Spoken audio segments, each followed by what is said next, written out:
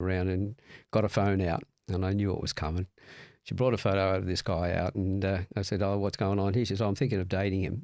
Would he be a good partner?" And I went, "Hang on. What we need to know first of all is, what are you looking for in a partner? You need to know yourself first of all, what you're looking for, and everything else. And then what sort of a partner you're looking for. Then you can find look for the facial features that'll fit that partner. But it always comes back to yourself." In a world where communication extends far beyond words, one crucial skill can transform the way we connect and lead. Can the subtle art of facial profiling unlock deeper insights into communication and leadership? Today's guest, Alan Stevens, is a renowned international profiling and communication specialist. During his career, he's profiled politicians, celebrities, and even royalty. In our conversation, Alan unveils the secrets of facial profiling, demonstrating its impact in enhancing leadership, negotiation, and building lasting relationships. Get ready to see the world differently as we dive into the intriguing topic of facial profiling with Alan Stevens.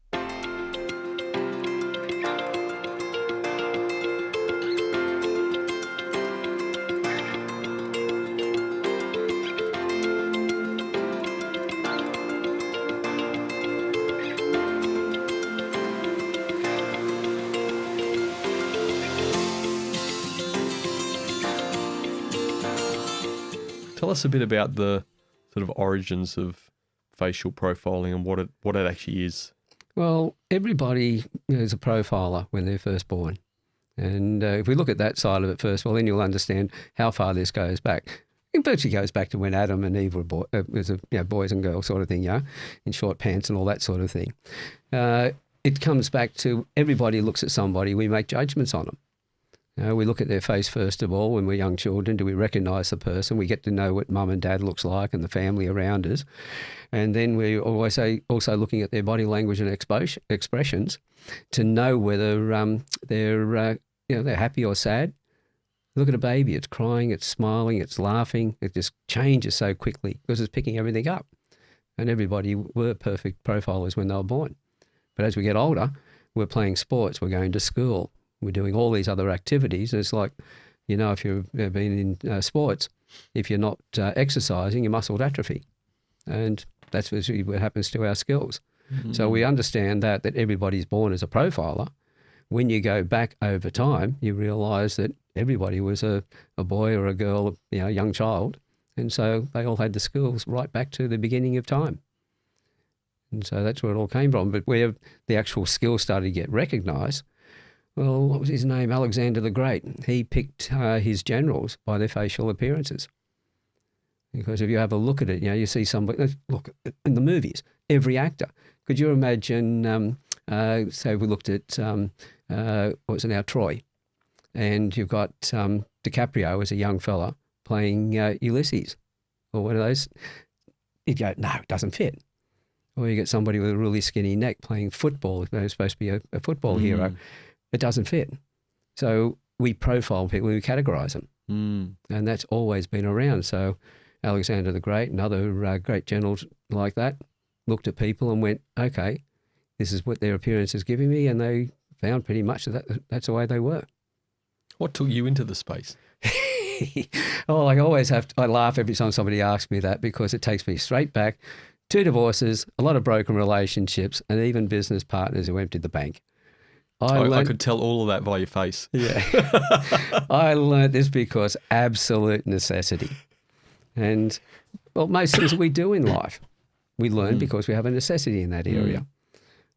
People who become counsellors, they had a need to work on their own issues. So when they're doing that, they then get a desire to help other people as well. So we're affected by our past and we make our decisions on that.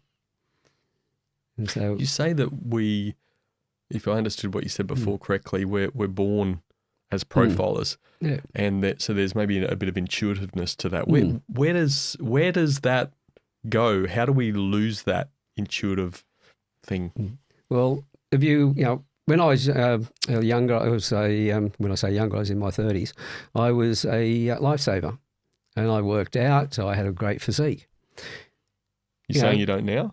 Yeah, well, as I've gotten older, mate, have a look at it. I'm in my 70s. You still look pretty healthy. Everything that was north before has now gone south. This is what happens. That's one way of looking at it. Exactly. Yeah. So we all get older, and because I don't work out, there's a lot of guys that are my age who are fit because they continually work out. I haven't. I got involved in what I'm doing here and getting excited by that, working with families, working with communities and with corporates. And so I'm not exercising. And so my body's going to atrophy. It's the same thing with us. When we're young children, it's an absolute necessity that we are able to read people. We need to be able to recognise mum, dad, the family, etc. We need to be able to recognise if somebody that we shouldn't be around. But then we also, that's the facial feature side of it. Then we look at the expressions and body language. We have to read those as well, because if it's a family member and they're angry, we might want to find out why they're angry. If it's somebody we know we shouldn't be around because of the facial features, we'd recognise that, and they're angry, we know to get the hell out of there because it's a dangerous situation. So it was naturally just our survival. And a child, I always say to parents who've got young children, how often do your children push you to the edge but not push you over the edge? If they feel, if you do get pushed over the edge or you feel like you're falling over it, it's because you've already had a bad day and the kids haven't known about that. But all of a sudden they're recognising it in the way that you escalate. And children recognise that. They'll push you to the level, they'll stop, they'll push you in until you finally give in. But as we get older, we don't need to read people as much because we know our family. We know how to recognise when they're angry and things. We don't have to concentrate so much. So now we can concentrate on our sports that we're playing, going to school, studying. And as we get older, it gets even worse because now we're looking at, what sort of a partnership we have. And we start looking at, finding the right partner and, all the things that we get up to in that, going out, playing sports and having a good time. And because we have the people around us, the ones that we have as friends, are similar to us. So we don't have to worry about those as much. But this is one of the reasons why in the workplace so many people have problems, because they don't know how to read the people who are different to them because we've forgotten that skill. So let's expand on that a little bit more. Why is it important? Do you think it's important that leaders should care about something like this facial profiling topic? Well, I've talked to kids at school, and I actually asked a whole bunch of children in one of the town halls one day. I said, look, who are all your friends? And they pointed their people out. And I said, who are the kids you don't like? They pointed another group out in the hall. And I went, okay, why are your friends your friends? Oh, they like the same things that we do, the sports, the hobbies. When I said to the guys, do they like the same girls? They said, yeah, so it's the same sort of group of girls you're all getting together with. And they said, yep. And I said, and the others, the ones you don't like, tell me about them. And they said, well, they do stuff that we don't like. We don't even understand what they do. And I said, rightio, well, do you realise that when you go out into the workplace, your friends are going to be the competition because they're all going to be applying for the same jobs that you're going for because you all love the same stuff. And they're going to be going for the same girls. And the guys' faces just looked nice. I said, remember the ones that you said you didn't like, that didn't like the same things, didn't like the same girls? You're going to be able to, the jobs you don't like doing, you can push those across the table and they're going to thank you for it. And at the same time, they're the girls that they're going after, you're not going to be interested in. So there's no competition on that side of it. So do you see that these kids who you're giving a hard time to now, that if you make sure you understand them, you talk to them and everything else, but you don't have to go on holidays and things like that or play with them on the weekend, but treat them in a way in which there's no animosity, because when you get to the workplace, they're going to be your allies if you know how to deal with it properly. And so in the workplace, or for an employer, for instance, knowing how to read somebody, you know what tasks and that'll suit them. You know what careers, first of all. So at school, we can guide the kids to the studies, to the employment, the type of jobs that matches their personality. How many people do you know that do several university degrees and never use it? So if they do this, then the end result is that they're now studying in a field they're more likely to go and work in. They're going to enjoy the work they're doing. We know if somebody is happy, they're more productive. If they're unhappy, well, if somebody who's been bullied at work, their performance will drop 70%. Those that perceive that they could be, there's bullying going on in the organisation, they're just not happy, their performance drops about 40%. On average, in a large organisation, performance is usually down around about 29-30%. So when the employees realise that, get the people in, find the right people to do the particular jobs, find look again at their profiles to work out what tasks will suit them. So you give them those tasks. If you put a team together, you know who to put in the team and who to give what tasks to. They're going to be happy. They're going to be more productive, so you make more money. You'll also find if they're happy at work, there's less bullying in the workplace. You don't have to deal with that. If they're happy there, they're going to be happy when they go home. So there's going to be less domestic violence problems because anything that happens at home will come to the workplace. Anything that happens at work will go home. So when you put all that together, you're finding that you've got happy staff. If they're happy, they're not going to go off on sick leave. They'll be healthier because we know anybody who's happier gets less bugs. Now, as far as getting flus and things like that, they're reduced. So, as I say, laughter is the best medicine, and being that's happy. So the more happy your people are, the more productive they are. And if you're a boss and you want to work on the business, because that's a big catch cry, work on your business, not in it. Well, if you've got to micromanage your staff because everyone's unhappy, they're only doing what they have to do to get by, you've got to stay there and work in the business. So if you've got happy staff and everything else, then you can go and work on your business. And then you can really grow the business. These are all these little things that most people miss.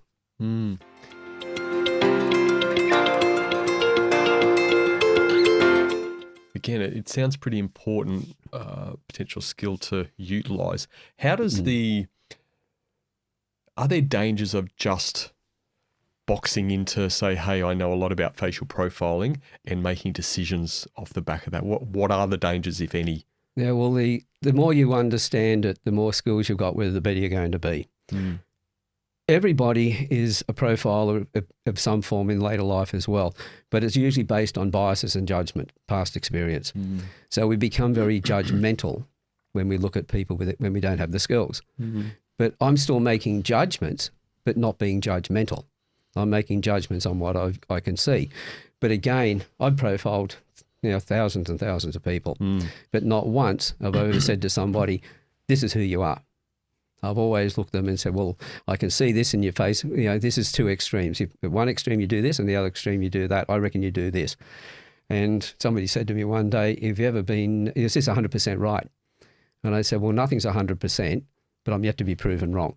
Because every time I do that with somebody, they come back and they go, yes. And if they say no, and there's people around them, their friends, they're usually nodding yes. And so, but the facial features tell me the personality, but I'm never arrogant enough to say, as I said, that that's who you are. I then use now I know how to change the way I like to be spoken to match the way that they need to be spoken to.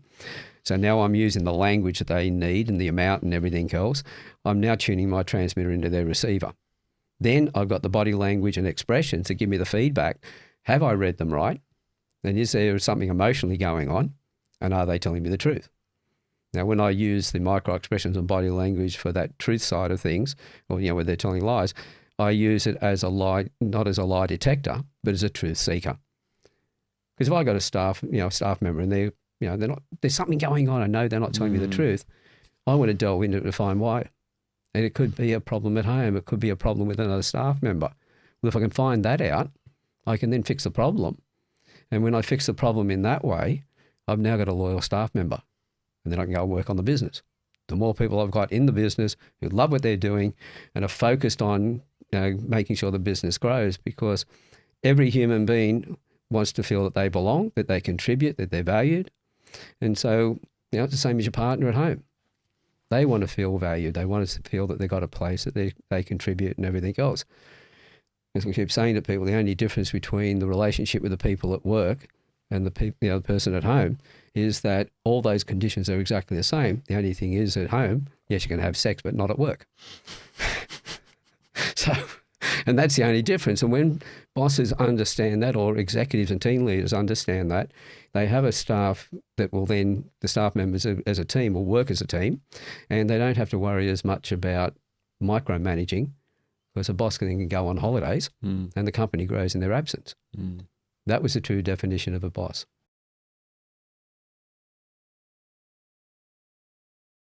You mentioned something earlier about identifying sort of strengths and weaknesses through profiling and all those sorts of things. So, and also just before we started recording, I asked you something around triggering.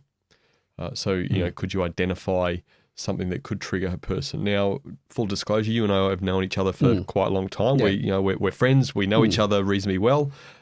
What do you see in me, in my facial profile, let's say, that could be triggering for me, where I'm maybe not as controlled in my emotions and responses. Yeah, well, as I said, every trait's got an upside and every trait's got a downside. Like you can't have an inside without an outside, That's just the way life is. Yep. So the traits tell us where the person's strength is, where they're happy. But at the same time, we know then there's certain situations where the trait will become a problem. You've got a little bit of critical perception, but I've probably got a little bit more than that. It's great when it comes to looking at documents, finding errors in black and white. But it's a bugger in relationships, in the intangible, the stuff that happens around us that, we sense things. Well, I look at it and, as I said, I've been through 2 divorces, a lot of break relationships. Now, as I've gotten older, I look back over that and I think, yeah, I know who was part, I'm definitely part of that blame. And because I thought there was something going on, but because I've also gotten, but you've got it as well, aesthetic appreciation, we withdraw into our cave and we're upset. We don't express it. And if our partner's not talking, pulls back because we've pulled back, we think then there's something's going on and we think we're right. So we create a problem. But if we understand the traits, we know how to talk to our partner in a way in which we alleviate all that. So, what is it about my face that says I've got, I think you use the term aesthetic appreciation? Aesthetic appreciation is in the eyebrow shape. Okay. Those that are more horizontal, you've got some people that sort of angle down towards the outside. That's what we call aesthetic appreciation. Where the eyebrows go off at a rapid rise, like that 45-degree angle type thing, that's what we call dramatic appreciation. Now, in relationships, you see a lot of women who've got the dramatic appreciation, but there's also a lot of women now who have the aesthetic appreciation. A few generations back, you could sort of align these were male traits, these were female traits, but because of our roles and everything else with the way society's gone, the traits have mixed up between the two genders now. But somebody who's got dramatic appreciation, the highlight of them is that the expression they put in things, great performance and everything else. They really put flair into everything. Well, on the downside, they put flair into stress as well. And to somebody who's got aesthetic appreciation, the upside is we look like we're always laid back. We take all the pressures, and nothing seems to get to us. But when we get stressed, we pull back into our cave, and then everyone thinks, they're sulking. What's going on? Now, if you've got, and it doesn't matter which way it's male or female on this, but if one partner's got the dramatic appreciation and they need to, they're looking at their partner who's pulled back because they've got aesthetic appreciation and they look like they're worried about something, they've gone quiet, they want to know what's going on. But the aesthetic appreciation, that's nag, because I just want to work on the problem. And so we'll pull back, and the more they ask questions, the more we pull back, and that creates problems in the relationship. Now, if it's the other way around, the dramatic appreciation starts expressing themselves and the aesthetic partner goes, oh my God, this is too much. And they, too much energy. It's almost like your partner's saying to a drama queen. Well, if we know how to talk to them, the aesthetic appreciation, when the dramatic appreciation talks to them, goes, is anything to do with me? The answer is no. Okay, is there anything I can help you with? The aesthetic appreciation says no. All the dramatic appreciation's got to go to say is, I know you need to work on this on your own. You need some space. I'm going to give you the space, but come back and talk to me when you've got it sorted out so I know because I care. So now the partner knows that the first partner hasn't just turned off altogether, so not talking to me, I'm not going to worry about it anymore. But they know they've been given the space to go and fix the problem, but the partner still wants to know. So they can go back and talk to them when they're relaxed. The other way around, and I did this with a couple of, I was doing a presentation in Melbourne with a room full of dentists of all things. And one of the couples kept asking me all day, would I profile their son? Because there's certain traits you can see even in a newborn that are passed down from the parents. And then traits we pick up over time, which we call our nurture traits. But anyway, so only if you bring him out the front of the class at the end of the day, and I was going to use that as a sort of, selling the ongoing course from there. And so I profiled the son and said, right, this is how both of you need to change differently to each other, but talk to your son the same way. And then I said, and by the way, I said, would this be going on in your relationship? And they both sort of looked at me and looked at the audience and went, yeah. She had the dramatic appreciation, he had the aesthetic. So I just give that description. And as soon as I'd said that, big smile on his face. So I just turned around to him in front of everyone. I said, right, mate, now it's time to wipe the smile off your face. And I said, when your wife gets upset and, too much energy, and he goes, oh, God, yeah. I said, well, okay, you've only got one question to ask. And it's very simple, and that is is this something you want me to fix or do you want me to listen? And I said, and she says she wants you to fix it. Either you screwed up in the first place and she wants you to fix that, or you just have the ability to fix things. She thinks, yes, you can fix this problem. I said, do you love your wife? And he said, yes, I do. I said, so if she says, no, I just want you to listen, you know it's got nothing to do with you. Just sit there, get used to her, unwinding, because if you do that, she'll unwind a lot quicker. And the big smile on her face. And then they looked at each other with a very big glint in their eyes. That's how easy a lot of relationships can be fixed. Every trait, as I said, has an upside, and every trait has an impact on the other traits. So when I look at somebody, so you have to, as a novice, I guess you've got to be very, very careful that. And I know I've taken some of your courses and really great from my own perspective about what sort of fits in my bucket. But you do have to be very careful about thinking that you can read someone when you're just reading a really narrow view. Because I mean, how many traits are there that fall into a full profile? There's a couple that are in the body, the shape of the body, etc., like length of the upper torso to the legs, etc. But there's a total of 68 traits. You've got some of them you either have them or you don't have them, and others you will have an extreme at one end or an extreme at the other end, the middle position. So the possible combinations, I'm only retentive and analytical, so I had to sit down one day.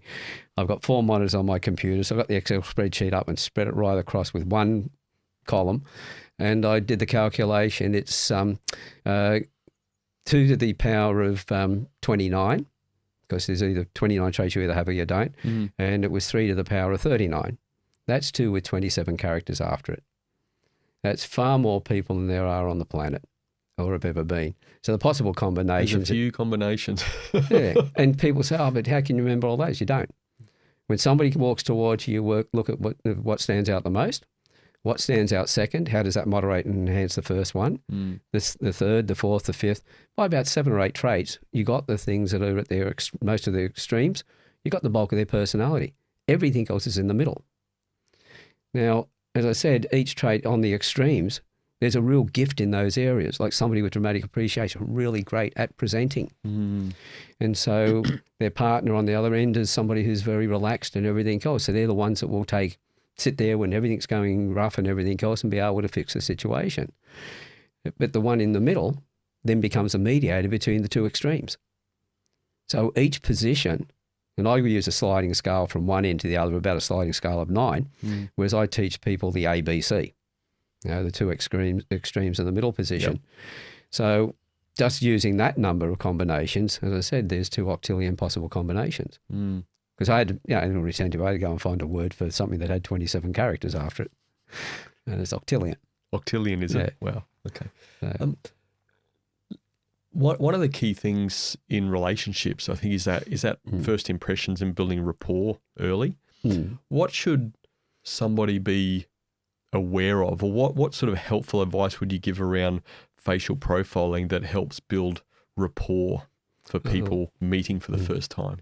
Well, I've had, I remembered one of my earlier students when I trained her, she then turned around and got a phone out, and I knew it was coming. She brought a photo of this guy out, and I said, oh, what's going on? He says, oh, I'm thinking of dating him. Would he be a good partner? And I went, hang on, what we need to know first of all is, what are you looking for in a partner? Because you need to know yourself first of all, what you're looking for and everything else. And then you know what what sort of a partner you're looking for. Then you can find look for the facial features that'll fit that partner. But it always comes back to yourself. The same as when I read somebody, to work out how to speak to them. I know where they are on the sliding scale, but where am I sitting on that scale? So if I'm somebody who, I build confidence by doing things over and over. Another person might be a little bit more towards the innate self-confidence, only a little way up the trail. So I only have to change a little bit. But if somebody's right at the far end with a very strong innate self-confidence, then I've got to really behave in a different way. I've got to put that confidence on more to be able to connect with them. Otherwise, they just see me as somebody who's wishy-washy, who hasn't made a commitment or anything, and is because I need to go and test things and make sure I've got them right before I tell everybody else. The innate self-confidence, they'll hear it the first time and they'll be out there telling everybody about it. Now, depending on, and by the way, as I said, there's no right or wrong traits, because now I look at the situation I want to put somebody in, And if I've got, say, a new, we've been doing things a certain way in our organisation for a long time. All of a sudden, because of changes and everything else, we have to now look at a different way of doing things. So then we have to come up with a new plan. So I'm not going to give it to the person who's got the high innate self-confidence, because they're going to go and find something, think they got it right and bring it back. We put it in place and it might crash and burn. But if I give it to the one who builds their confidence, they're going to go away, make sure they got it right. They're going to agonise over it and, check it and everything else. And they're going to bring it back. If they tell me and they're talking confidently, I know they know this stuff and this will work. I can put it in place. Then that fits that position really well. But I know they're going to take a fair bit of time to do that. And this is where, by understanding that, now I know how to talk to them in the first place and say, right, we need this done by a certain date. Now, and by the way, there's going to be a lot of questions that come up, but instead of agonising over them, every time one of those comes up, come back and talk to me. So I can then work with them, get the solution faster, and they'll be confident faster as well because I've worked with them. If I've got to do a talk and for some reason I can't, in another situation here, and I've got two people, one at the extreme innate and one who builds their confidence, and they know the product and service equally well, but neither of them have ever done a presentation before, it's not going to be the builds confidence I'm going to give the job to, because they're going to go up there nervous. People are going to pick that up. And people who have the innate self-confidence, people look at them and see them as more confident. They're going to behave more confident. So they're going to do a much better presentation. They're almost the fake it till I make it type person. Not that extreme, but that sort of thing. It's not even that they're faking it, because they have a natural, confidence. So it's just part of their behaviour. It's not that they're thinking, well, I'm faking. And by the way, on that one term, I really loathe it. If I get a presentation, I'm sitting in a presentation. I must have known that you loathe that, which is probably why I used it. Yeah. You just want to make sure I get wound up in the conversation. Am I just setting you up? Yeah, that's it. But if I've go to a presentation and I've got some motivational person on stage and they start talking about fake it till you make it, I'll just pick my gear up and walk out, because that came from act as if. If you look at Hopkins in Silence of the Lambs, he, the moment we see him, he looked like a psychopath. He went and studied it. He was acting as if he was already there. Whereas somebody who's faking it until they make it knows they're faking it, they're never going to make it, because that message in the back of their brain is stopping them from getting there. So we've got to be careful about the words that we use. Yeah, absolutely. What is that? So you talked about innate self-confidence. Innate self-confidence and building confidence. So what is that feature on the face? You'll see that gives in an indication of the shape of the face itself. You'll find people who have a narrower face usually build their confidence. People with a wider face. And they did tests on that. They've had people... I'm a builds confidence sort of dude, aren't I? Yeah, very much so. And that's why I know that whenever you're talking confidently about something, I know to take it as, being gospel. You know your stuff, because you wouldn't be talking that way if you hadn't, got to that level with the understanding it fully, and then the confidence comes out in the conversation. Somebody who and do it yourself. Just walk around and look at people and just figure out which one looks the most confident to you.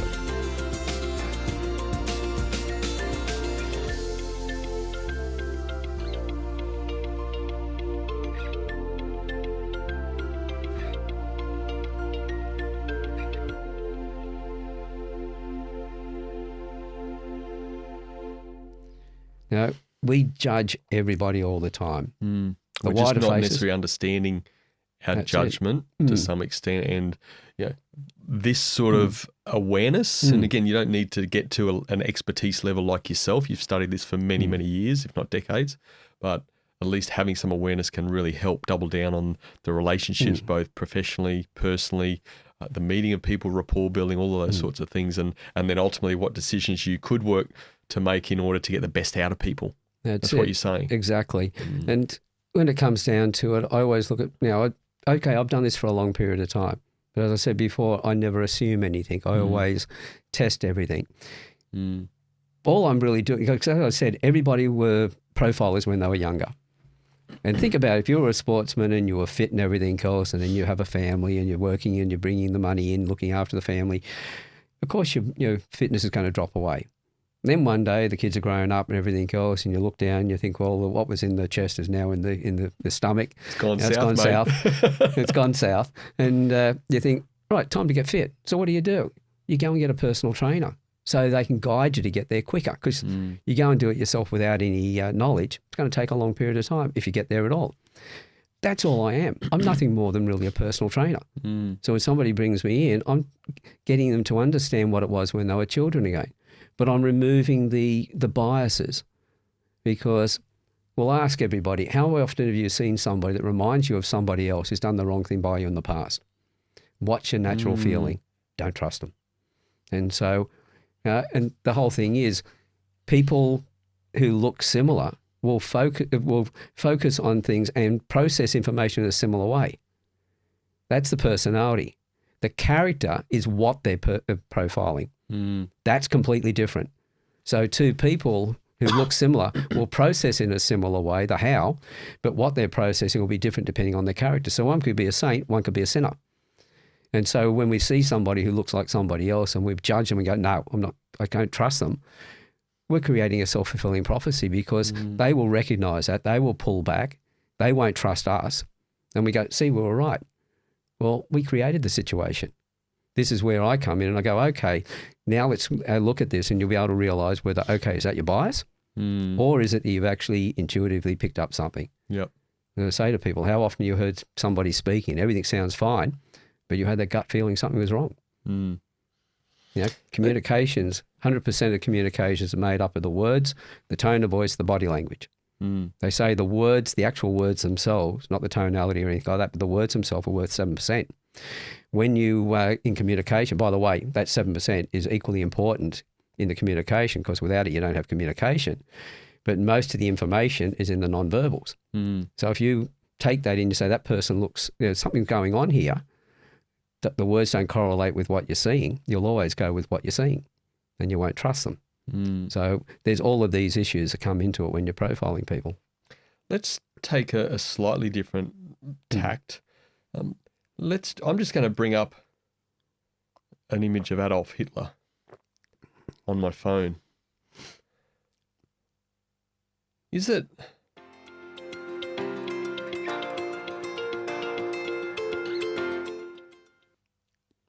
past, I guess you call him a leader. You know, there were followers, and whether he used his influence for good. Yeah, he was definitely a leader, you know, but when it comes back to being good or bad, that's another thing. If you looked at a person, a person of the past like that, are there features within his face that would give us, and I guess, you know, history is what it is, but some indication of the things that he may get people to do or to instruct people to do over periods of time that obviously happened?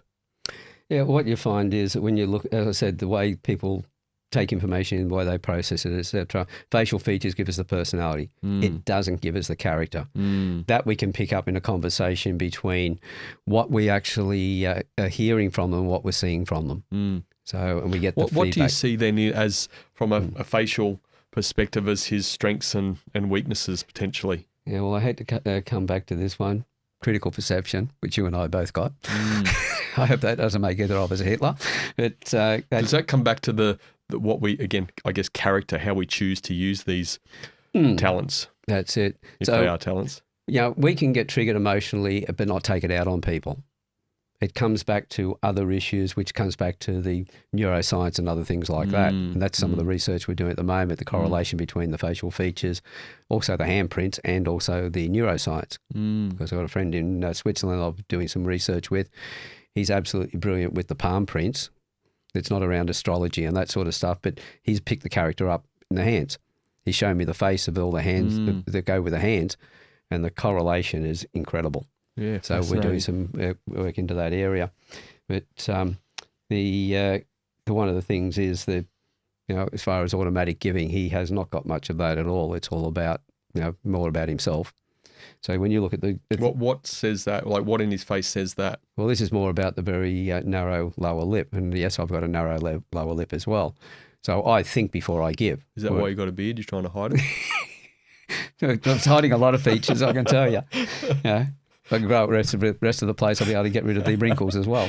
But yeah, there's so much asymmetry in his face. That's the whole thing. Where you've got asymmetry, you've got mood swings. And so that's the thing. If you've got a lot of mood swings, then the character comes across as being, or the person comes across as being unstable. And that's what he was found to be. But then a lot of what happened to him was the impact it had on the neuroscience. His emotions and how they were affected then with critical perception. Yes, if you're in a situation where you think that everyone's against you, that will compound really fast. And that will then come out in your behaviours. So, and also the shape of the base of the nose, sceptical, questioning everything as well, never taking anything on face value. That's interesting. How do you, talking skepticism, how do you approach people who are skeptic around a topic like this? Well, I usually find that when I see somebody who's got that skeptical trait, in the way in which I present it to them, they usually come back and go, okay, they become my best advocates. When I meet a skeptic to start with, I say, look, they say, I'm sorry, I'm a skeptic. And I go, well, first of all, are you a skeptic with an open mind or a closed mind? They say, what do you mean? Are you looking to put things down, or are you asking questions to understand? If you're there to ask questions to understand, I'll talk to you all day. No problems. But the moment that you just do this to put it down, I'm not going to waste my time with you because that's to your own detriment. Because I learned a long time ago, the most important thing I'll ever learn is the next thing I learn after I think I know everything. I'm always learning. I also go by another Arabic saying, which is, trust everybody, but lock up your camels at night. So when you put those two together, I trust everybody, I listen to everybody, but then I analyse it and go, does this really fit me? Does it fit the situation? How true is this for me? It might be true for somebody else, but doesn't necessarily mean it's true for me. So I'm looking to see whether it is. But to do that, I've got to listen to everything first. I've got to look for what don't I know? And let's face it, the more I've learned, probably yourself, the more we've learned in life, the more we realise we don't know because there's so much more out there. We are, always learning. And so once you understand that, and then you realise you're moving forward, for those people who, their confidence levels are down, their self-esteem is down, they don't want to feel that they don't know everything. And so they actually hold themselves back. The best thing that I ever found in my life was to embrace the wrong things I was doing, I thought things weren't right, and where I thought there were failings, because by understanding those more effectively, I was able to move forward. Is there something that's regularly misunderstood around facial profiling? Yeah, well, you've got reading faces, you've got face reading. Now, reading faces, all the psychologists will think of micro-expressions, body language, etc. But then you have the face reading. Then you get them thinking phrenology, and this is woo-woo, this is mind reading, etc. It's like when I come out on stage, I always walk out on stage and I say to everybody, I did it this morning at a meeting. Phrenology's the crane. Yeah, it's the bumps on the head. That's right. And that was character. And any of the psychologists or any all these academics, bumps I've got in my head, have I got a bumpy character? Yeah, well, the whole thing is, if you had a situation where you had a knock on the head, you got an extra bump, doesn't change your character. It might change your moods, depending on how you got the bump, but it doesn't change your character. Phrenology was something that was brought out by a doctor to start with, was then finally proven to be wrong, and anybody can be a serial killer. Anybody can be a criminal. It's a matter of choice. And the neuroscience that goes with it. But the bumps on the head, well, now I've got one of my sons, when you look at his skull, it's sort of skew-if. Now, people would say, that was a forcible. And he was born by cesarean. It's just the way his shape of his skull. If you think about it, when a child's born, the skull is soft. It's got all the sutures are soft. And the skull's small. As we grow older, our face gets bigger and that sutures start to expand and they fill in. It's only in our early 20s that they finally seal. Is that right? And fuse. And why do they do that? Because, well, number one, yes, we had to have a small head or otherwise we're going to tear our mother to pieces. But secondly, our brain hasn't developed yet. And as we were thinking, we're creating synaptic connections and they take up space. And I know that Albert Einstein, he had a similar shaped skull to most people, but at the parietal section where he's doing most of his thinking, it was 15% larger than the majority of the population, the average. So if you're concentrating in a certain way and thinking in certain ways, you're going to create more and more synaptic connections in that area. And as the brain grows, if the skull doesn't go with it, you've got brain damage. And so that's why the skull keeps moving and takes the shape of the brain that you create. There's no two skulls on the planet. They're the same. Same as fingerprints on the hands. And so when you understand that side of it, you realize that the synaptic connections that we develop over time, they virtually come to our, linked to our nurture traits. But we have traits that were passed down the DNA from our parents. I know there's a lot of New Age that will say, okay, well, I might have been a Viking maiden in an earlier life. Well, if the memories that you have at the time, or your parents have at the time they conceived the child, all of those memories are stored in every cell of the body, therefore in the DNA of the child. So now the child's got those memories, and there's it passes down. I've got 3 sons, and I always talk about them being chalk and cheese and still trying to figure out number 3. And most parents will say, it's like one of the guys the other day said they came out of the same factory with the same production manager, but they're all completely different products. They think differently, they behave differently. And that's because the foundation we had at the time that each of us were conceived was the memories the parents had at that time. So therefore, this is where the nature traits come down, and this is where the basis of our facial structures, because how many parents look at a child and go, it's got the father's eyes, or it's got this, or it's got that, because we see that, and that's there. But then we create our nurture traits when we choose how to respond to our environment. So somebody who frowns a lot all the time because life is miserable, corner of their mouth turns down. I know with you, I see yours, it's always turned up. You got these laughter lines out here, and or too much sun. Yeah, well, the thing is, you can tell if it's too much sun, the inside of the lines are fainter. It's more the lighter coloured skin because you kept the sun out of it.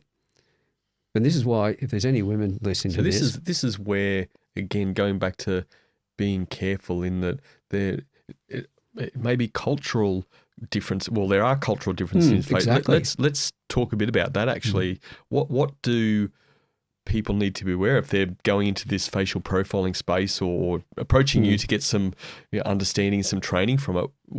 Cultural diversity, all these sort of things, which are super important, and what do we need to be mindful of in various facial features of different cultures? First thing is, every trait, there are different extremes within every culture. So you'll have those that are highly confident, those that are less confident, those that need more space than others, etc. Those that are more self-reliant. Now, what we look at is we look at the culture and then we go, okay, wherever my middle position was before, with a particular culture, I might move it a little bit over here. So I move it a little bit, but I still look then from that point, are they further up the line from there or back this way? And so I make an allowance for that. Now, when it comes to can you give us an example of that for, let's say, I guess, a person like my face versus someone who has Chinese background? Well, if you look at a lot of Chinese, you'll find, and same with Islanders and with some of the indigenous cultures, there's more of a flare of the nostrils. Yep. It comes down, it sort of goes out, Desmond Tutu, it comes down, it looks like a T shape because they go right out. And this comes from, think of a bull that's about to charge. It's determined. And as it flares its nostrils, you keep flaring the nostrils, you're going to build the muscles up there and they're going to flare out. So with the Chinese, with Islanders, etc., if you think of their culture, they had to do everything themselves. They were the masters, not just the jack of all trades, but they were the masters of all trades. So they had to be self-reliant. But when we live in a large society and we've got offices and we've got agriculture and everything else, of course there's going to be changes. I can see that you're more of a team player. So you work well within the teams. The person with the flared nostrils, they want to be in charge of the teams, but quite often clash with the team. So my nose tells you that, gives me some indication I'm a team player. A team player. So if you'll manage teams, but you'll work within the team. You just won't get them to do things and stand back. So I know you're going to be there. Sounds like I've chosen the right field that I play in. Exactly. And that's the thing. If we're lucky enough, we gravitate to those things. But by being able to read somebody in the earlier stages, we can get them there faster. So while I'm doing the stuff that I'm doing today, as I said, I'm in my 70s. And because of that, for the first 50 years of my life, that was a mess. Broken relationships, always trying to build relationships and got nowhere near it all. Later on in life, I started focusing on understanding people more. And when I started understanding them, I then started, the focus was deep on them. And so I wasn't worried about me anymore. I was thinking more about them.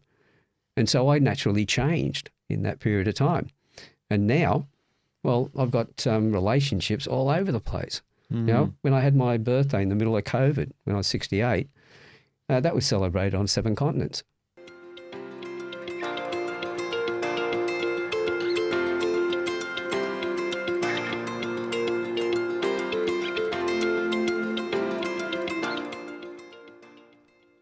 It was incredible, for the people I've connected with.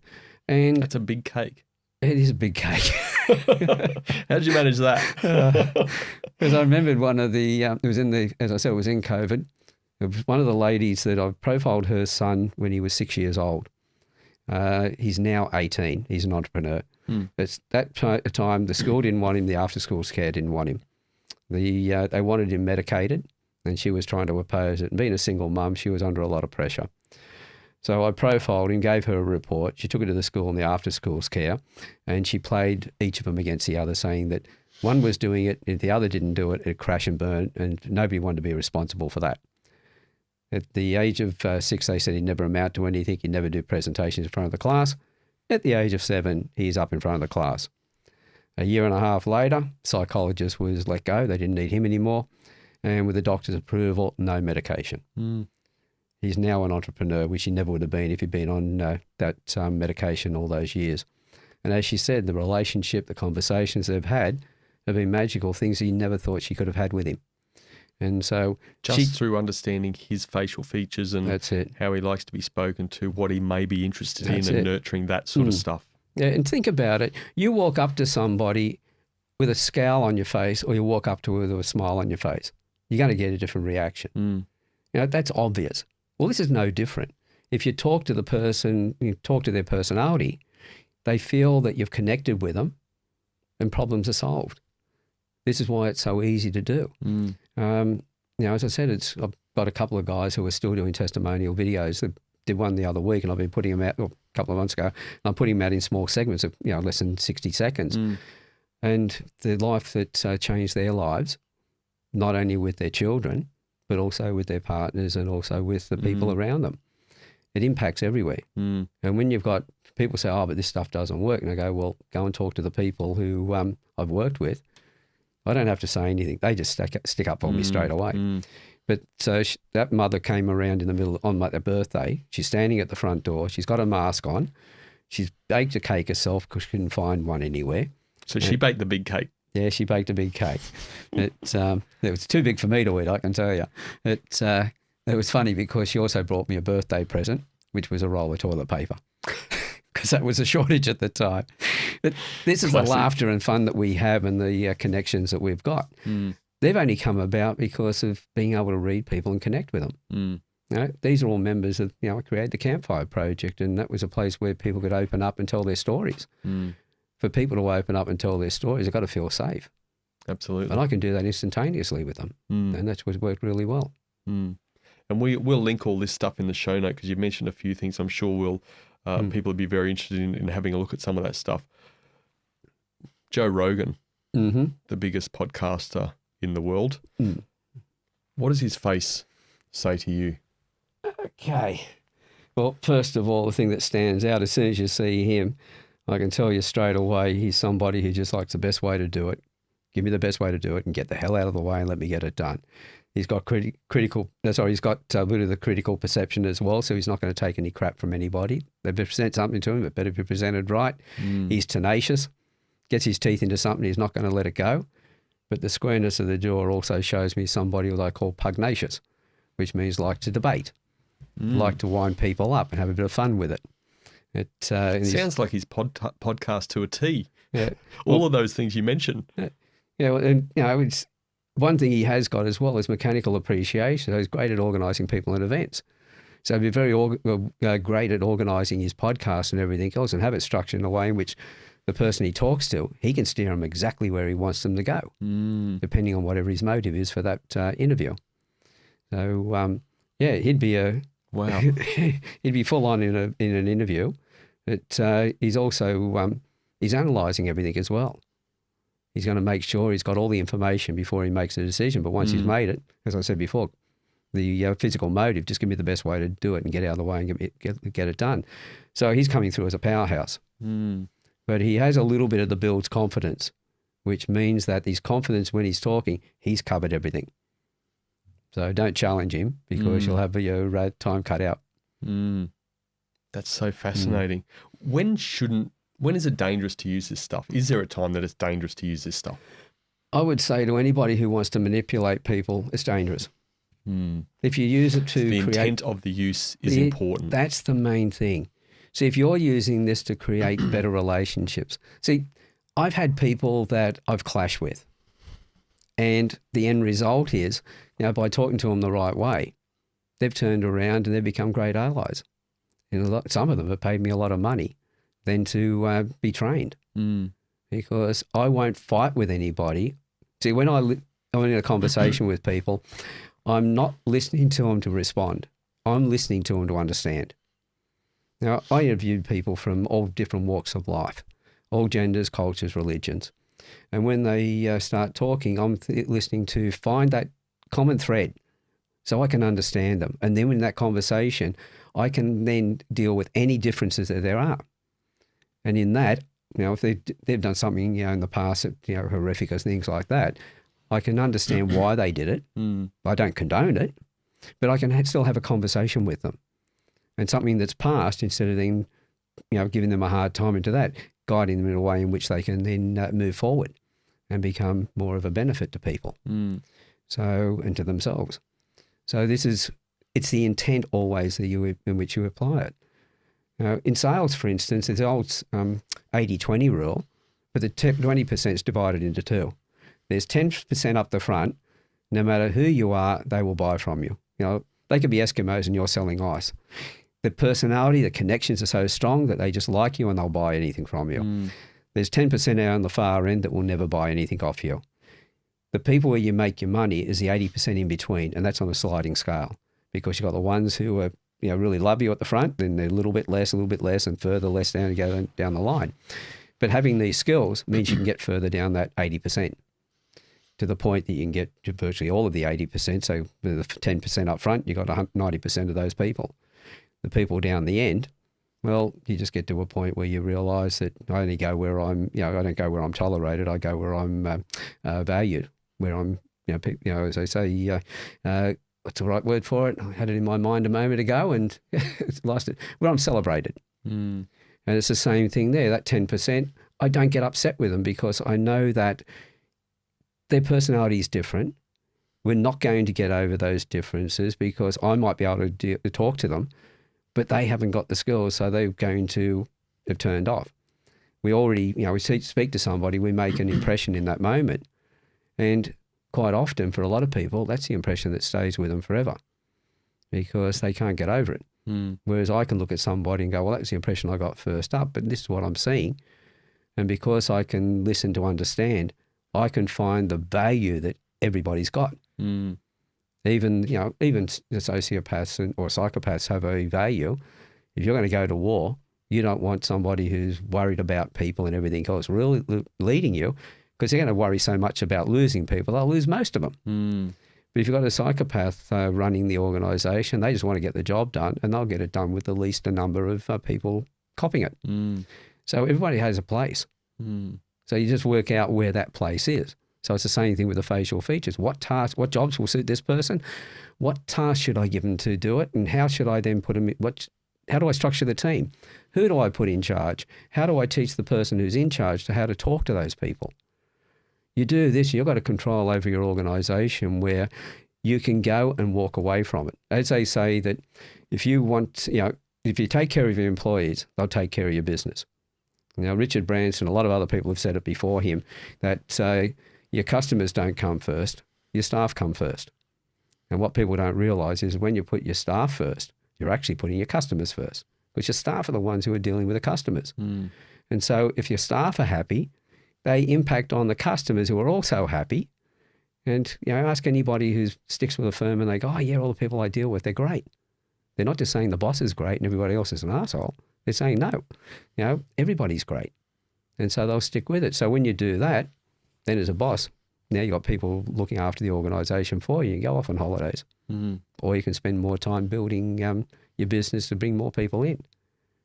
See, everything's connected. This is the thing, that we're not isolated beings. And the more that we understand the other person and understand their differences, we don't have to accept the differences, but we can understand them, we can have better relationships and everything's more productive.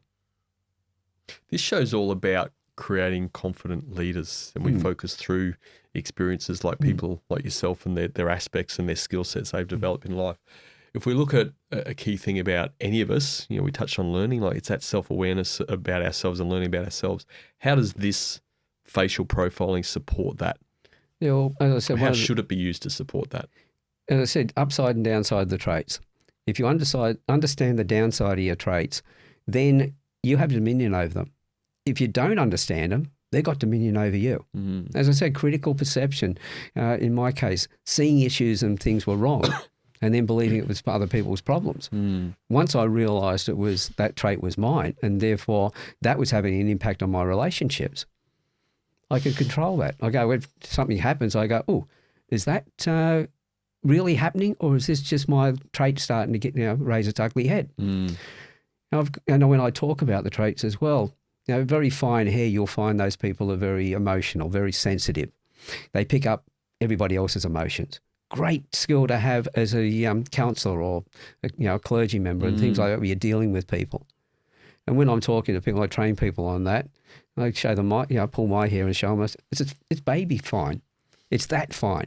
So I said, and I talk about the old, there was a fairy tale where they had this young girl, they'd found her, they didn't know if she was a princess or not, so they tested by putting a pea on the ground, a little hardened pea, like a little pebble, put a mattress over the top of it, and when she slept on it, she could feel it, she was therefore more gentle and everything else, and therefore more likely to be the princess and not just a commoner. And they put more mattresses on because she kept on feeling them.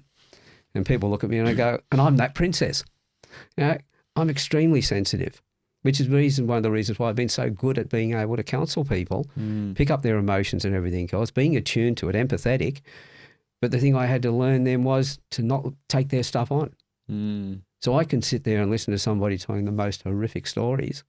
I can empathise and everything else. And then when I get up and walk away, I can go back to whatever I was doing, reading a book, going and having coffee with somebody and chatting and everything else, because I've learned how to use the upside of the trait, but not let the downside get triggered. That's the power of it. And that's one of the reasons why people are worried about, I might find something wrong with me. I go, great. The sooner you find it, the sooner you got power over it, and the sooner your life is improved. And so let's talk technology and facial profiling. So maybe let's start with, AI is a buzz, but let's start with facial recognition technology. How does facial recognition technology and what we're talking about, facial profiling, how do they work together? And if they do work together, what are the good and the not so good of that? Well, again, it's who's using it. That's always going to be the issue. What's the intent behind it? The lady who taught me the facial features, she's a good friend of mine over in America, and she rang me after I did the master training with her, and she said, look, I'm working with a couple of engineers and we'll put a program together on the website. If you can just send a couple of photographs in, put the camera on your computer, load the photos straight in, and we'll do your profile. And I thought, she's forgotten something she taught me. I said, do you mind if I do it twice? And she said, okay. She said, why? And I said, you'll find out. So when I looked at it the first time, as I said, a symmetry comes into it. It shows mood swings and other things. I looked straight at the camera, dead on. So I wasn't up, wasn't down, wasn't to the left or the right. I was looking straight in. And then I sent that in, and then I looked with my face slightly turned to the left and slightly down. 2 different reports that came out. That was the problem with the stuff back then, because you and I can look at a photograph on a computer, for instance, and we see the depth. The computer systems only saw the 2 dimension. They didn't see the depth, only the width and the height. Yep. And so that was an issue. Now, I built the first 2 apps for profiling apps, and they were designed on, you bring a photograph up, you look at it, you look at the person you were profiling, and because we could see the depth, which one of these 3 photographs are closer to that person? Click that one if that's the one. And at the end of it, it'd give you a report. But that was as close as we could get to it. Now I'm looking at the new AI and technology, because when I spoke to the university in Newcastle, they said, right, what we can do is we can use stereo cameras, get 2 photos at the same time and do a composite. And I went, well, you need to do 4 because you got the left and right, you got the up and down. So you need 4 shots simultaneously. Then you put that together, you come up with a direct in the face image. Most people don't have access to that type of equipment. And so that didn't go anywhere. But one of the clients I worked with a little while ago, they're a software firm, and they now believe that the algorithms are good enough to be able to read depth. If that's the case, we're getting closer to being able to profile people's personalities. As far as body, what do you call it, recognizing whether somebody is a particular person, that's been around for a long time, because that looks at a whole little different lot of points on the face. And then as from a video, and because now their face is moving, they're able to then look at that against a still photograph and say, okay, that's so-and-so. So in border control and things like that, the expressions with cameras, well, they give away the emotions. A micro expression is as fast as a fifth of a second down to 1/25th of a second. It happens when something is said around you or happens around you. We respond unconsciously, and then our conscious mind steps in and it shuts off. So in that moment, which, because it's unconscious, people can't fake it. If you've got someone like Barack Obama, who's extremely good at not moving his face at all, his body will give it away. When he's angry, I heard him in an interview one day, and this guy in the background, in the wings, yelled out liar. And as he did that, his elbow went up. So it was a movement to strike. His anger came out there, but his face didn't show it. So it'll come out somewhere in the body every time. You're making me pull up his photo now, and you need to tell me more about Barack Obama's face. Yeah, well, again, what we're talking about here is going to be personality, because it's a still photograph. Of course. But so happy to do that.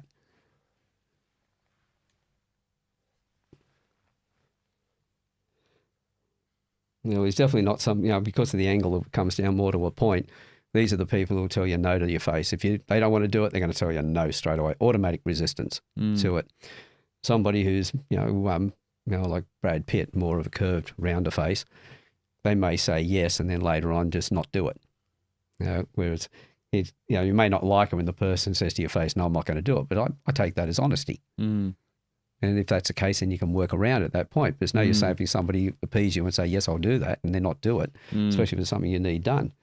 But again, he's got the critical perception as well. But with the ears that stick out, a little bit like mine, but they're all out, it's all about being in control. Very much focused on what he's doing. But he's got the self-reliance. I guess becoming president's a decent role with control. Exactly. Well, what's his name? Tony Abbott.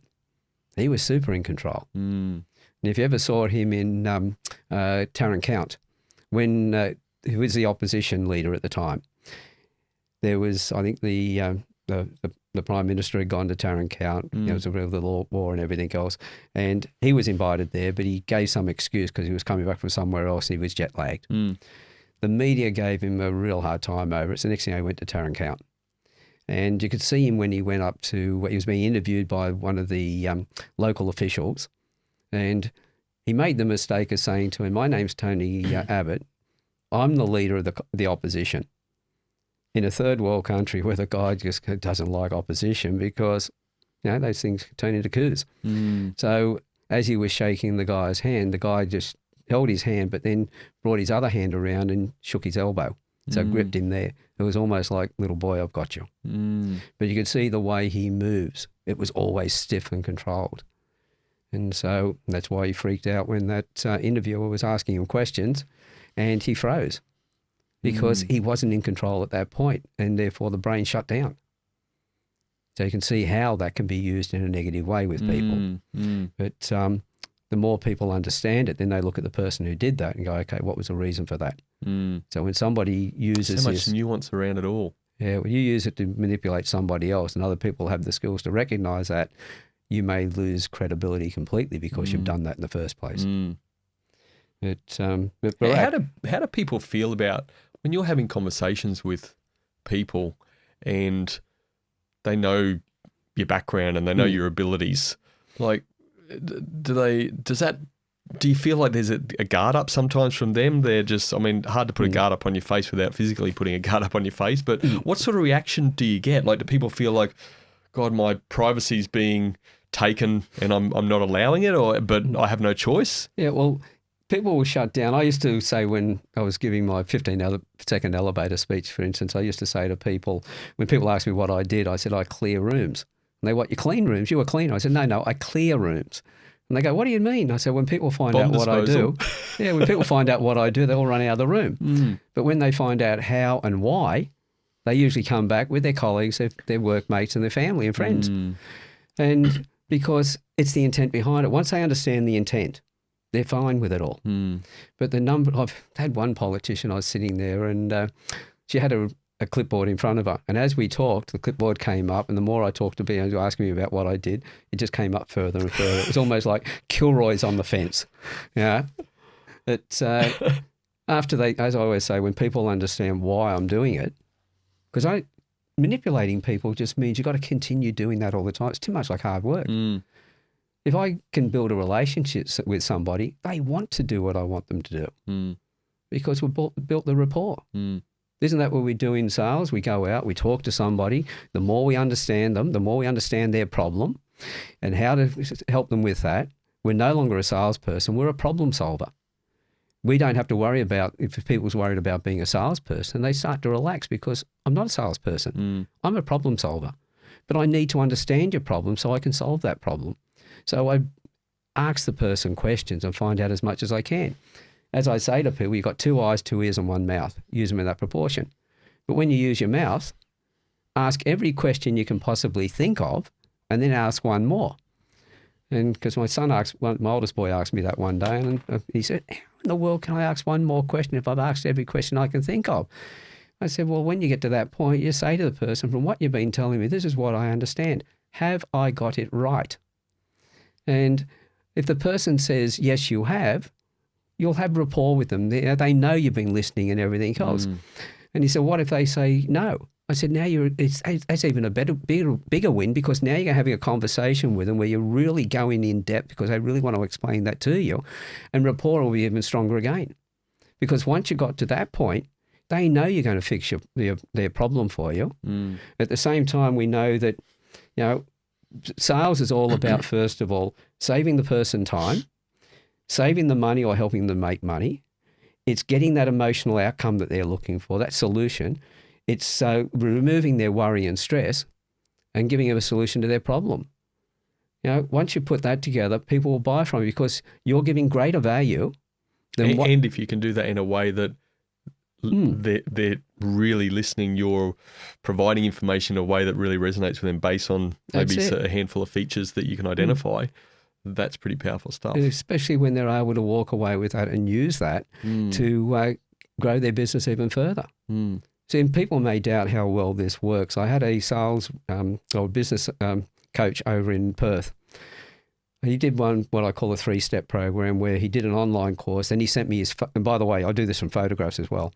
So he sent me his photographs, 5 photographs the way I wanted them taken. And I did a profile for him. And on that profile, it was an audio 45 minutes in length or thereabouts. And I sent that to him. And then we got together for the 3rd step. He would show me faces of people he wanted to build better relationships with. Well, at that point, before I even did that section, he sent me a review on on the profile. That was when he told me he'd been an undercover narcotics agent for 2 decades. And in that time, he'd used skills that he believed were 85 to 95% accurate. As he said, if they weren't, he wouldn't be alive today. But the fact that I could take 5 photographs, give him an audio report that was 45 minutes in length, that not only matched but nuanced everything it took him 2 decades to learn. That's the sort of feedback that I get from this stuff. But in that, it was always, how do I build this relationship? How do I help that person then learn from that? when people come to me and they do my course, especially those, because my target now is to create and train my competition. We need more people doing it, but they've got to be doing it right. Now, if we look at life coaches, there's some really brilliant life coaches, and they're struggling because of the reputation that the bad life coaches are given. And so I looked at it and thought, I don't want people out there doing the wrong thing. So I've got a moral obligation to train my competition. And people go, but you're going to have competition. I go, stop and think about it. I've got to turn them into strategic alliances as I'm coaching them, simply because I've got online materials that they can use as affiliate partners, which means as I'm getting older and that I can do less running around, less presentations. They're out there doing it, and I can sit at home and just create more and more stuff content that they can use.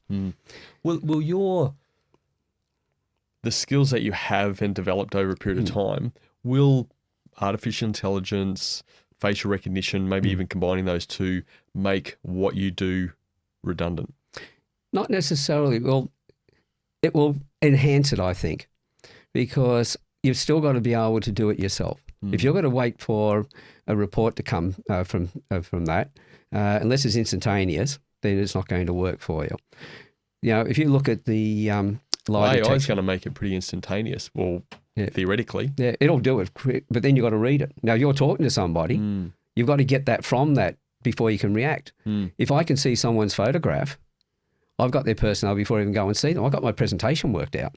So when I walk through the door, I know exactly how much space to give them when I first meet them. I know whether they're going to buy on the service or the value.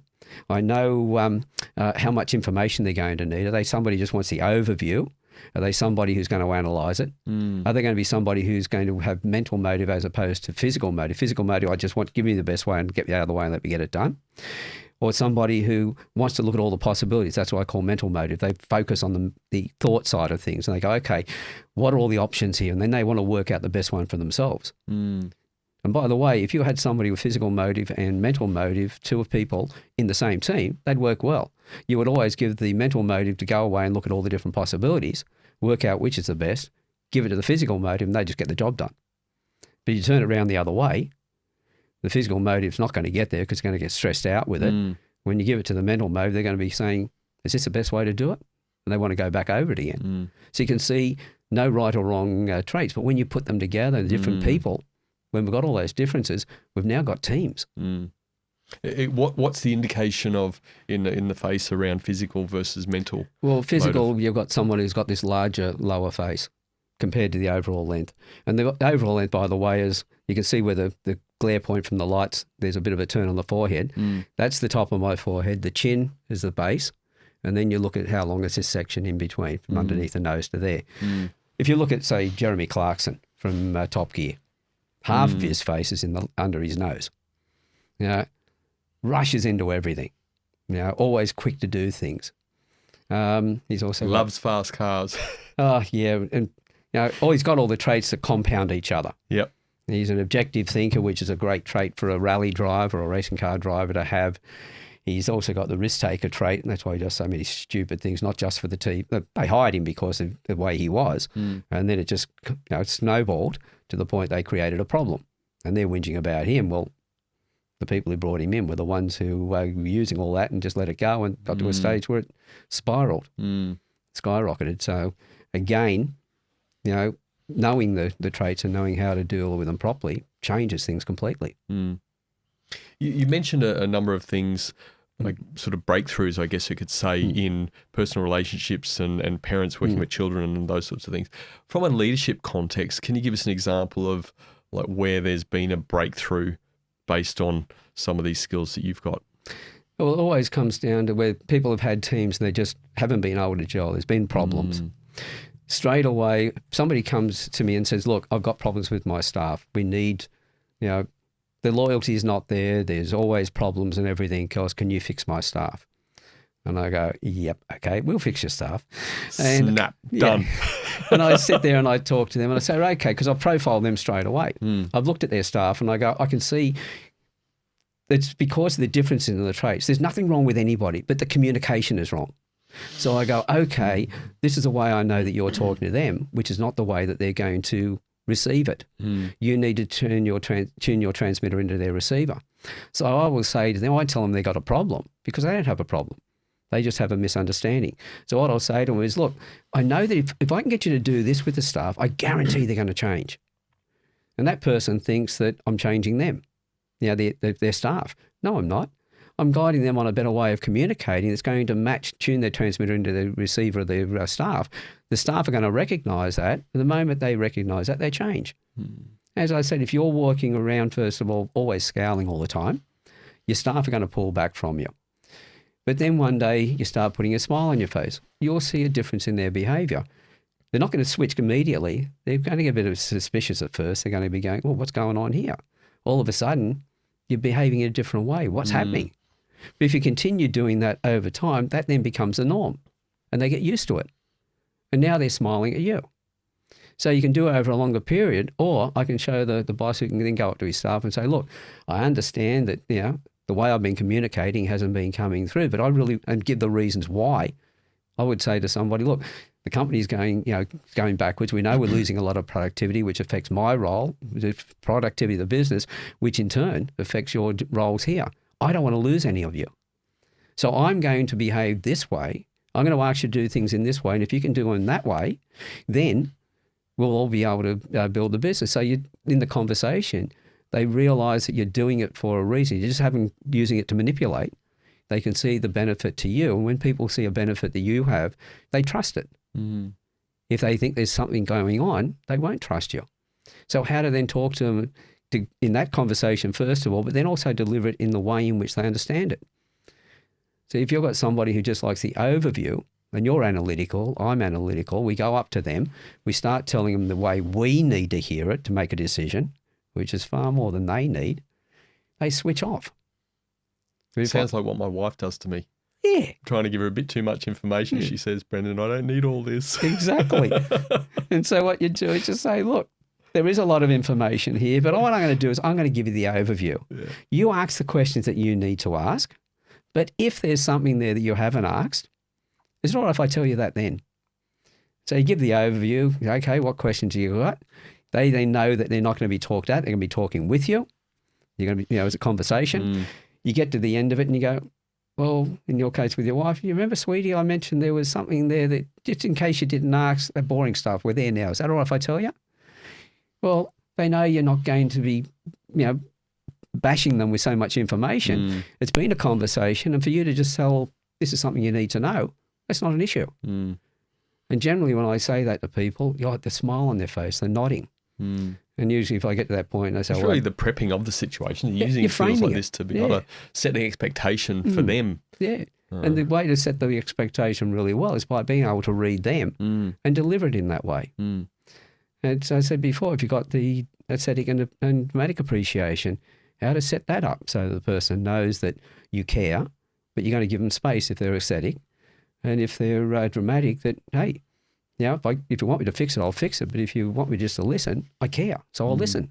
And I know it's got nothing to do with me, so pour it out. Let's get another famous face. Oprah Winfrey. What does Oprah's face say about her? Well, there's been some changes over the time, and that's the other thing you can see as well. Are you saying she's had cosmetic surgery?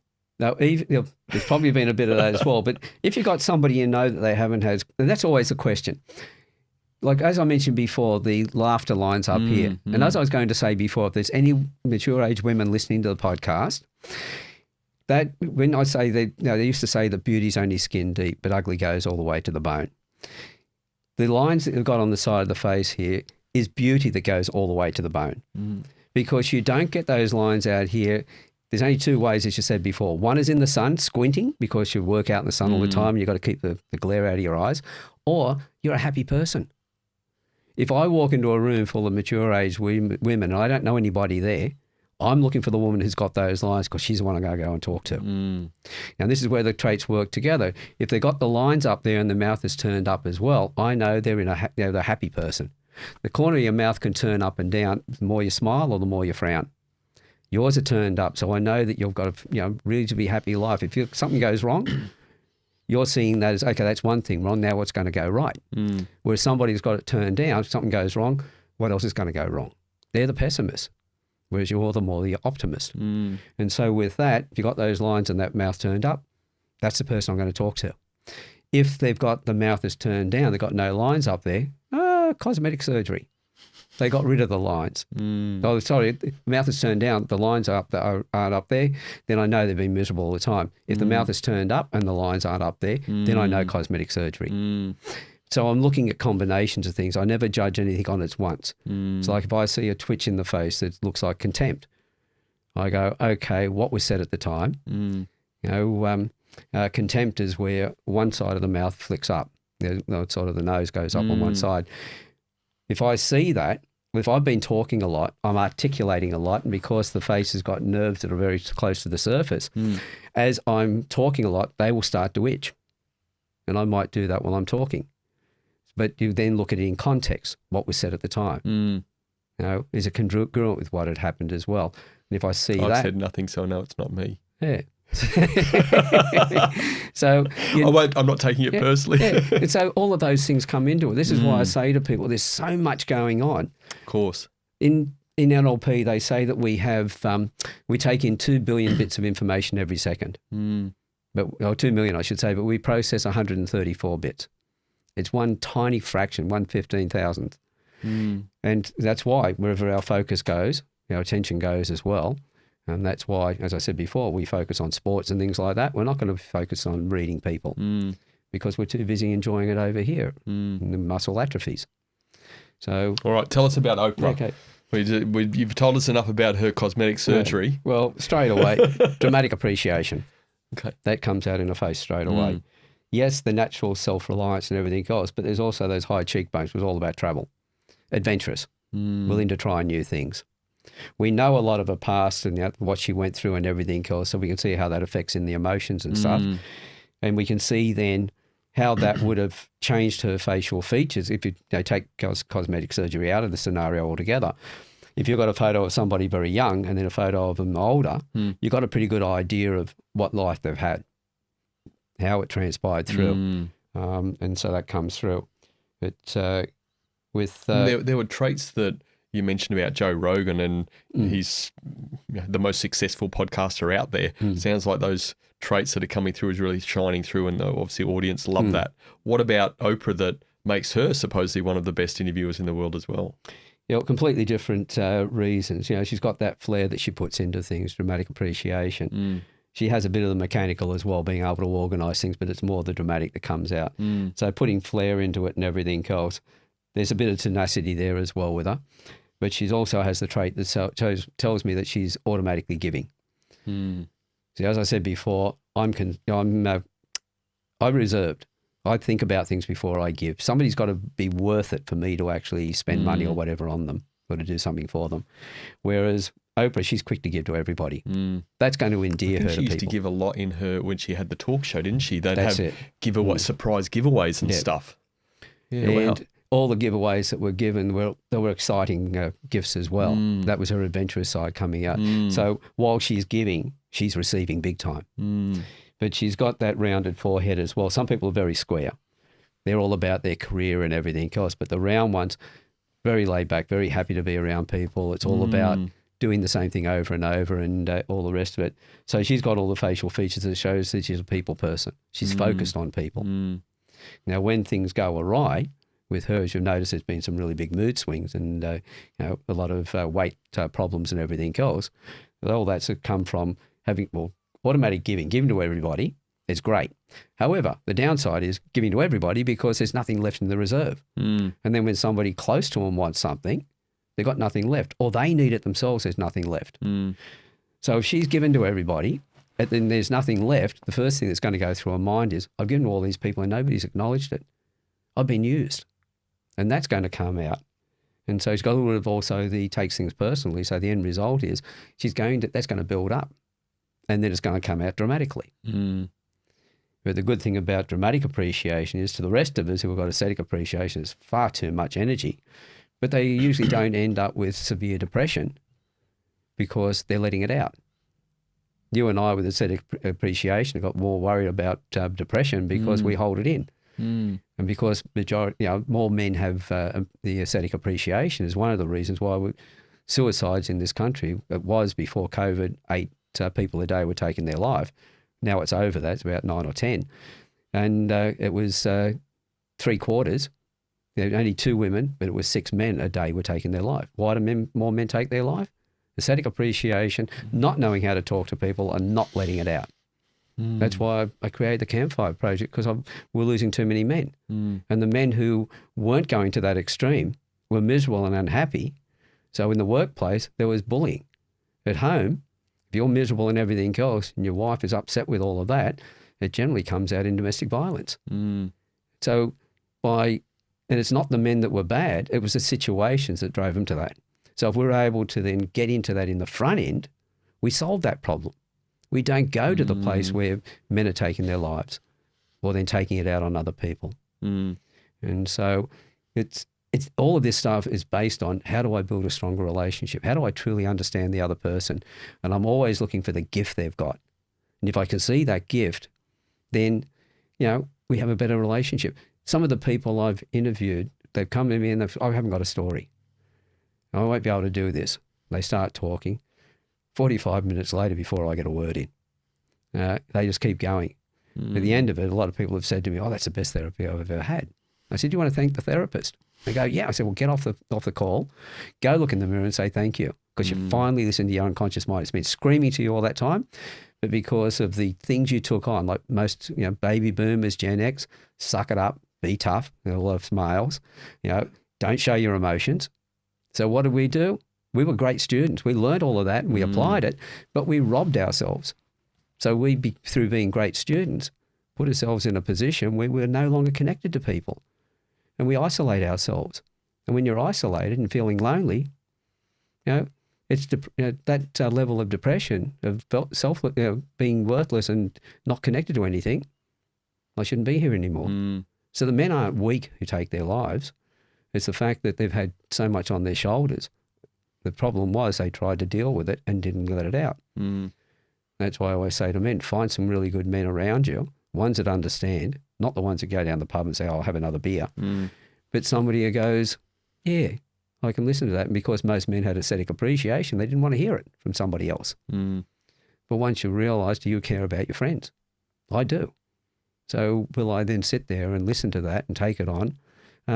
Yes, I will, because I know that when I've helped them out, I can also talk to them. But because I know I'm helping them, I don't take it on as much emotionally myself.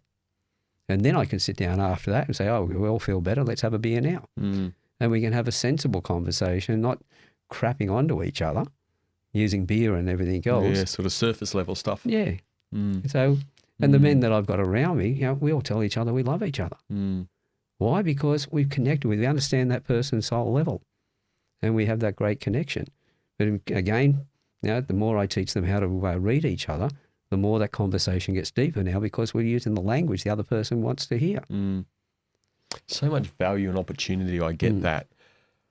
You mentioned love, and let's relate that to truth or lie. How does what you do identify potentially when somebody's telling a blatant lie or not?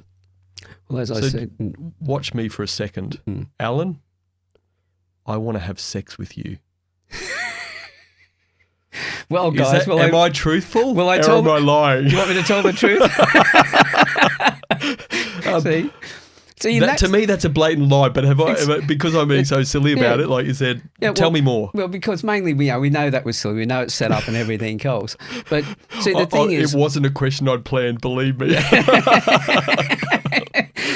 You're lucky I'm not sitting around that side of the table with you. You never know what could have happened. Cameras off. Cameras off. That's it. It's when it comes down to picking up lies you can only pick up when this person's got a fear of losing something, the one who's lying to you.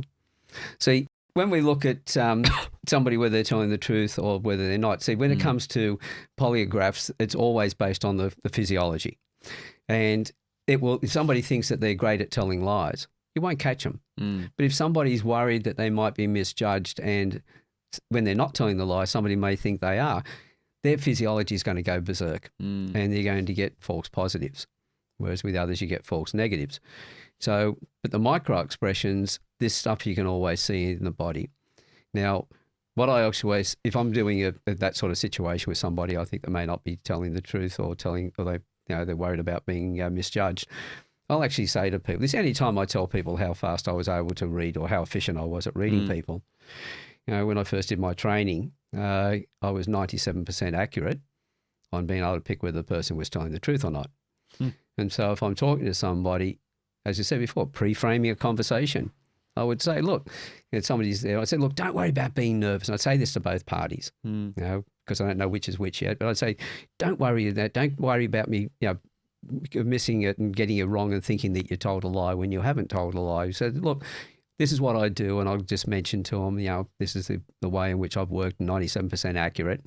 So the person who's worried about being detected as telling lies because they're not, being misjudged, they'll relax. And so their physiology will change. The psychopath then starts to question and goes, can he? Will he? Now they start to get worried. And when they get worried, that's when the twitches and things come out on the face. But at the same time, I'll ask questions in a way in which I look for the reaction. If I'm asking somebody who's talking about one of their good friends, and I just say, oh, did you hear that your friend Julie just broke up with a partner the other day? And I see a little twitch up on the corner of the mouth, a little smile. I know they're happy about it. But again, as I said before, I don't go on that one point. I then, of course, it could be that, yes, their friend Julie, this guy's been a real so-and-so, to get rid of him is going to be her benefit. Then it could be a case of, well, she deserves a bit of, she's been a bit smug lately. It's, a bit of pleasure in that, so they are happy about it. Or it could be that, hey, that guy's gone. Now I've got a shot. So it could be a whole range of things. So what it comes down to, by asking a few more questions and talking, so that thing said, yes, she was happy about it, but why was she happy about it? So then you ask more questions and have the conversation go along. And as you're doing that curiosity piece you keep mentioning, not the judgmental approach. Keep digging, using this information to gather the story. That's it, because the more you do that, the more you understand it. Then you know where the truth is. When I was growing up as a kid, on our most what do you call it, lounge room walls, they used to have 3 ducks, big one, a smaller one, another one going, they're flying off in height. And it was like, the ducks had taken off and they were flying away. And the old saying was, get all your ducks in a row. Same thing when it comes to profiling. Get as much information as you can. If all the ducks are flowing in that direction, then that's the way it's going. But if you've got a mismatch, people think folded arms is somebody who's, locked off, keeping you out, that you can't trust them. Like you're sitting there at the moment with your arms folded. I've got my hands crossed, etc. This is more a connection to the rapport between us. I sat there in the town hall when I was doing a workshop for the leadership from the tax office a few years back, and it was freezing cold. Most people were sitting there with their arms folded. The guy I'd been sitting next to at the main table had his arms folded, and when I started doing my talk, we'd had a great conversation. I knew he was comfortable with me. And so first thing I asked everybody was, what does arms folded mean to you? And of course, everyone's going, the person's shut off and all the rest. And I could see him starting to get a bit self-conscious. He's uncrossed his arms. And anyway, he then crossed his feet. And so I asked about, what was it like, what was that meant? People were making comments. And by the time I'd finished, every time he moved out of the corner of my eye, I could see what he was doing. I kept on bringing those traits up. It was almost like he was swatting flies because he didn't know where to put his hands. And of course, which is interesting. I had my arms sort of like this, and slowly but surely I brought them up here eventually, but I've always had my legs crossed as well. Because this is a matter of comfort. In there it was because it was freezing cold. In some cases, your arms are folded simply because of physical. I've got torn tendons in both shoulders. I've knocked my body around dramatically over the years. As I used to say to people, if you look up the word the crash test dummy in the dictionary, you'll find my photograph next to it. My body's a mess with the things I've done in the different sports. And so with that, I'll quite often cross my arms for that reason. But it could also be that you're giving yourself a warm hug because the people around you intimidate you. That doesn't mean you're shut off. It just means you want to be more comfortable. Yeah. So I had a bank manager who asked me one day, he had his second in charge there, and he said, "What about this arms folded business?" I said, "Well, what's your problem with it?" He said, I said, "What's the situation?" He said, "Oh, my second in charge here has always got his arms folded when I'm talking to him." And I could see the second in charge because he had his arms like this holding his elbow, and he put his hands down. I could see he was uncomfortable. And I said, well, to the bank manager, "What's your problem?" He said, "Well, that means he's shut off." And I went, "Really?" I said, "What's he like as a second in charge? Does he listen to you?" He said, "Yes, he does." I said, "Does he do what you ask him to do?" "Yes, he does." I said, "Does he, more importantly, does he do the things you've asked him to do when you're not there?" He said, "Yes, he does." So I said, "As a second in charge, he's pretty good." I said, "Yes." So I said, "What's your problem?" And he said, "But I was always told the arms were folded, they were shut off." I said, "Did you do it with anybody else in the depot?" He says, "No." I said, "Do you take him to gatherings like this and to head office to where there's other managers and higher ups?" And he says, "Yes." I said, "Just reflect on it. Does he fold his arms then?" He goes, "Oh, yeah, he does." So I said, "Do you think he could just be giving himself a warm hug because he's nervous? Now you want him to unfold his arms. Is he going to be comfortable or uncomfortable? If he's uncomfortable, is he going to be listening? Is he going to be as productive?" And I just said to him, "Mate, well, we've fixed your problem, haven't you? Not your second in charge's problem, but your problem." It was 6 months later at another expo in Newcastle where it was another finance one, and I was talking to this guy from a different bank who I was chatting with him, and he asked me what I did, told him, and he said, "Oh, tell me about this arms folded business." I said, "Well, what's your problem with it?" He said, "Oh, it wasn't my problem." He said, "I had a bank manager who every time I was to fold my arms, he got upset about it." And I said, "Is he still with your bank?" He said, "Oh, no, he went to this other bank." It was the same bank manager. So that was 12 years earlier. So that he had that problem with that bank manager. So that bank manager had listened to somebody who told him that this was a problem. And so for 12 years, how many relationships do you think he ruined because of that bad information on one trait? This is why I say to people, a little bit of knowledge is a dangerous thing. But the thing is, you learn it, each bit you learn, you apply that, you use it in that context, and then you add more to it, and you build a bigger picture. So my youngest student a few years back was a 14-year-old and a 15-year-old boy. When they went through my master course, and I asked the 15-year-old how he was using it. He said, "I'm profiling the other kids at school." I said, "Well, tell us about that." He said, "I now know why they push my buttons and why they do the things they do." And I said, "Well, what's that giving you?" He said, "Tolerance." That was when I knew I had to get this into the hands of school kids and school teachers. Then I asked the 14-year-old how he was using it, and that was the end of that marketing process. He said, with the most evil little smile on his face, I can just imagine. He said, "I'm profiling the school teachers." And I went, "How's that working for you?" He said, He said, "I know which ones to pick and which ones to leave alone. I'm stirring them more than ever I've stirred them before in my life." And he said, "And I'm having more fun than I've ever had before and not getting into anywhere near as much trouble." So I thought, can't use that one at the moment to get it into schools for teachers. But my youngest student after that was I thought he might have been profiling his female students or something like that. He probably was, but wasn't being honest with you about that. That might have been the next thing. But I definitely would have been by the time he was 16, 17. But after that was my 11-year-old granddaughter. And the father complained that they couldn't watch Netflix anymore. I said, "Why?" I said, "You got problems with your internet?" And he said, No. He said, "Jess, she's always profiling the actors." I said, "Well, how did that come about?" He said, "She found one of my manuals." So he works for the Federal Police, and he had a manual sitting on the table. And he said, "She's read that, and now every time we sit down, she's talking about all the actors and won't shut up." So I asked her if she wanted to learn. And I gave her a manual. It arrived, I was in Canberra at the time, and it arrived on the Thursday. On the Friday, they were flying out for Helsinki to see her other grandparents. And I thought, well, that's probably the end of that. 5 weeks away, novelty wears off. They landed in Helsinki. I got a message from her father saying she didn't watch any movies on the way over. All she did was read the book from cover to cover and go through. And then when she wasn't reading it, she was walking around the plane, at the passengers, profiling the passengers. And I thought, Dr. Frankenstein has struck again. I've created another monster. So at the age of 15 now, she worked through all of that. We've now put a project together, which is some flashcards. I've got it manufactured next, but it'll be size of a playing deck of cards, 52 cards. We're only using the major traits that the kids will really pick up the easiest, the extremes of traits, and photograph what physical feature we're looking at on the front. On the back, it will have what that trait means, how to measure it, how to read it, and then how to talk to the person. We get that into the hands of the kids. They're off their devices. I know when I was a kid and we played baseball cards and all those sort of things, we were always talking about the cards and sharing cards and swapping cards and things like that. But I can see the kids having real conversations, actually talking face to face to each other and getting a better understanding of each other. Then I'll go back to the teachers and use what the 14-year-old told me and said, look, I'm sorry, I've created a problem for you because now all the kids know how to read you. And if that one child was doing that, how many other kids in your classroom are going to be doing the same thing? So if you don't learn, you're screwed. And that's the way I'll get around the education system that doesn't want to look at anything new. What's the impact you hope to have?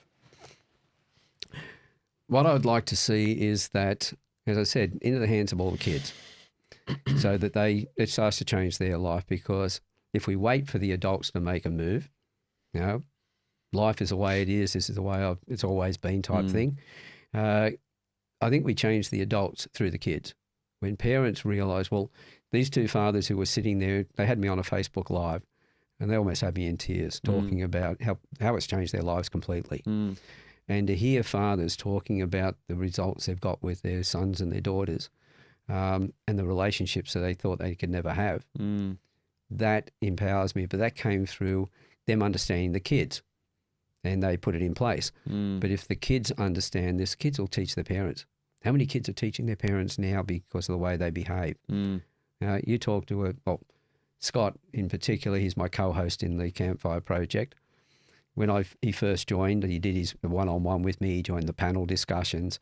Then I asked him, when are you going to step up? And he said, what do you mean step up? He said, I'm doing one-on-ones, I do my one-on-one, I'm doing panel discussions with you. And I said, no, when are you going to start running them? So he decided the first person he would interview would be his father, who he hadn't spoken to in 30 years. His father walked out when he was 11, and he himself was on the streets at the age of 14. Beautiful interview, beautiful relationship that's come from that now. They're finally reconnected. But then his son decided he wanted to, Scott's son wanted to interview his father, Scott. And so we sent him away to get his own questions. And one of them was, why is it, Dad, you can give to everybody else, but you can't receive yourself? This came from a 9-year-old boy. He has grown up. He's far more mature for his age. He's definitely going to be a leader. He already is a leader. He plays those Yu-Gi-Oh games where they go and play card games and all the rest of it. He's 11 years old now, and he's playing against 16 and 18-year-olds. And they just keep taking him under his wing. He's beating them. And he's just so mature in the way he does things. So as he grows up, he's an inspiration to his father. And as his father keeps saying, he says, this is my son. I couldn't be more proud. And so the way that Oscar had watched his father and learnt from that, because our kids don't listen to us. They learn from what we do. And, Oscar watched Scott change and do everything he was doing, and he went, I like this. I want more of it. And then the communication he now has with his dad can do nothing else but keep going the way he's going. So his son has now taught him and showed him, yes, Dad, you're on the right track, and I really appreciate it. And now Scott's even more driven to do the right thing. And he's out there now working with people on the streets. Yeah. The work that I do with leaders in the consultancy space, there's three areas that I focus on around creating confident leaders. And one is developing character, building competence, and creating connection. And I see this, again, through some of the experiences I've had with yourself, and still some of that knowledge I've retained and is useful in my little space. It really does help a lot in just enhancing those pieces, particularly about this creating connection and the developing character piece, which has all come through in this episode so far. So I know from first-hand experience, again, I've only taken it to a very, very surface level in my experience, but even that level has been very, very helpful for some of the things that I do and some of the people I work with, and also in the networking and the network building that I do. So thank you for interest. I'm not sure how we connected. It was so many years ago, but however it happened, it's been a worthwhile connection. Oh, that's right. I think it was through the school. We did somehow that happened. Came about. Yeah. What's the final question that we ask our guests on our show?